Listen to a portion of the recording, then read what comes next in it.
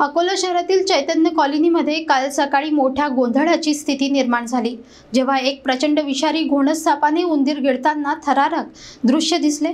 सर्पमित्र बाळ काळणे यांनी प्रसंगावधान राखून सापाला सुरक्षित पकडले।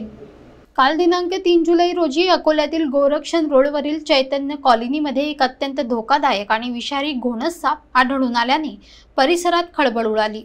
विशेष म्हणजे या घोणस सापाने मोठा उंदीर गिळताना लोकांनी पाहिले आणि थरारक दृश्य मोबाईलमध्ये टिपले गेले। पहिल्यांदा तो अजगर असल्याचा समज झाल्याने परिसरात मोठी गर्दी झाली। तात्काळ महेश गावंडे यांनी सर्पमित्र तथा मानद वन्यजीव रक्षक बाळ काळणे यांना पाचारण केले। बाळ काळणे यांनी प्रसंगावधान राखून या विषारी सापाला पकडले आणि सुरक्षितपणे बरणीत बंद केले। हा घोणस अत्यंत धोकादायक मानला जातो।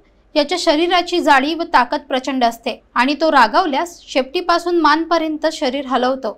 तसेच त्याचा चावा अतिशय घातक असतो। याचे विषारी दात सुमारे 1 इंच लांब आणि लवचिक असल्याने दंश सहसा चुकत नाही। या सापाचा आवाज कुकरच्या शिट्टीसारखा असतो। पावसाळ्यात अशा सापांचे प्रमाण शहरी आणि ग्रामीण भागात वाढते। त्यामुळे नागरिकांनी घरातील कोपरे, बाथरूम, गॅलरी आणि शेतांच्या आसपास विशेष काळजी घ्यावी असा सल्ला सर्पमित्रांनी दिला आहे।